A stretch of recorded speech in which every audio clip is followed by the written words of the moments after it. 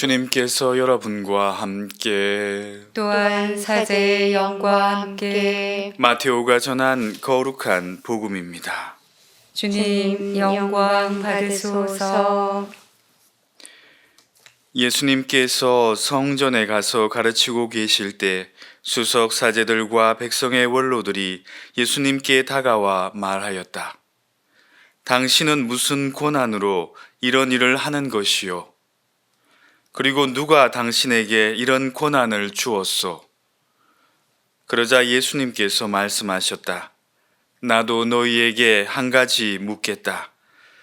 너희가 나에게 대답하면 나도 무슨 권한으로 이런 일을 하는지 너희에게 말해 주겠다.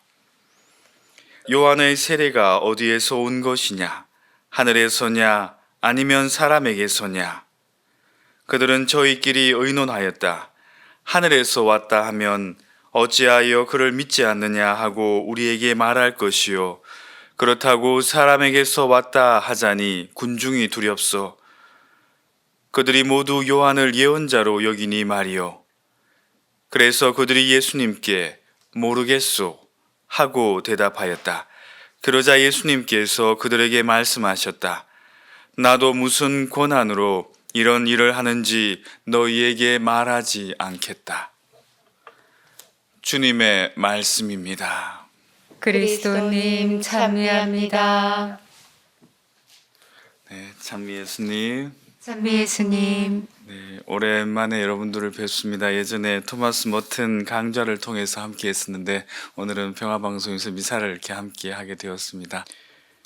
오늘 복음 말씀을 묵상하면서 정말 우리는 예수님을 제대로 알고 있는가 하는 그런 의문과 함께 또한 예수님께서 우리 삶에 들어와서 우리를 가르치시고자 하는데도 우리는 그분을 거부하고 있지는 않은가 하는 생각을 하게 됩니다.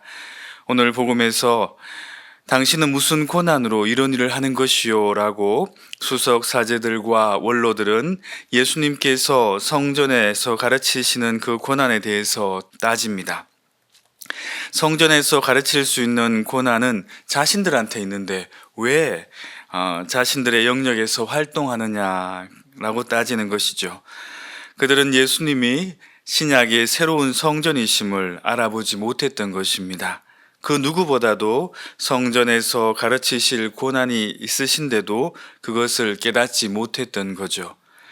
예수님께서 하늘에서 오셔서 땅이 하늘이 되게 하셨다는 것을 모른 채 그저 군중들의 눈치만을 살필 뿐이었습니다.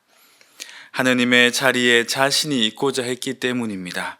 그래서 세례자 요한도 예수님도 받아들이지 못했으며 하늘의 뜻을 깨닫지도 못한 채 자신이 생각하는 하느님관에 사로잡혀 있었던 것입니다.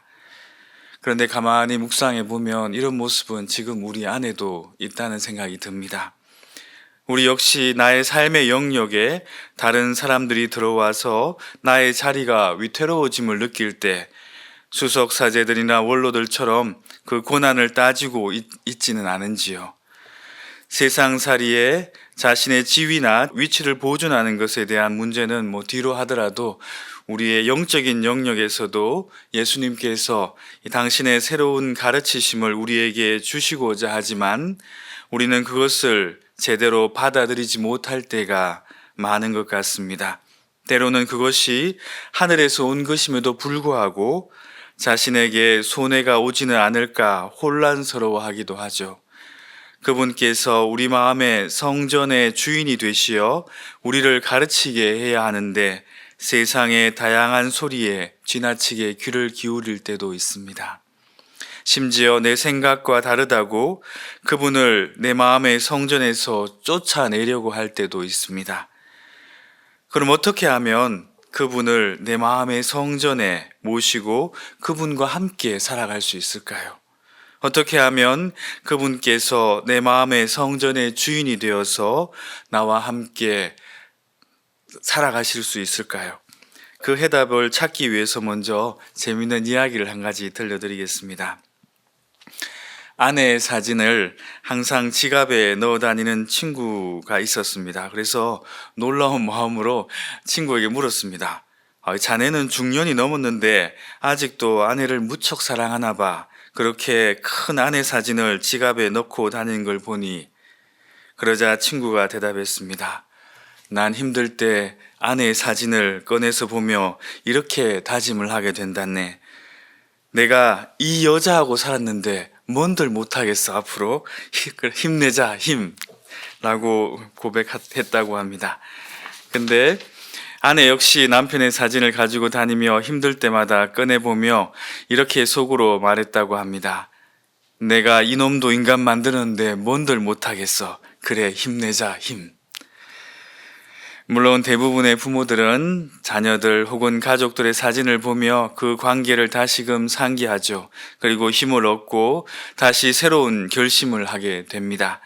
그런데 우리의 외적인 인생의 여정뿐만 아니라 우리 내면의 영적인 여정에서도 우리 자신과 하느님과의 관계를 다시금 새롭게 하기 위해서 바라보아야 하는 것이 있습니다.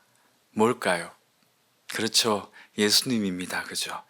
예수님의 십자가를 바라보고 또 바라보아야 합니다. 그분의 십자가를 바라보고 있으면 이런 소리가 들리죠. 네가 나만큼 힘드냐 하는 소리가 들립니다. 또한 예수님의 십자가뿐만 아니라 예수님의 자비와 사랑을 바라보고 또 바라보아야 합니다.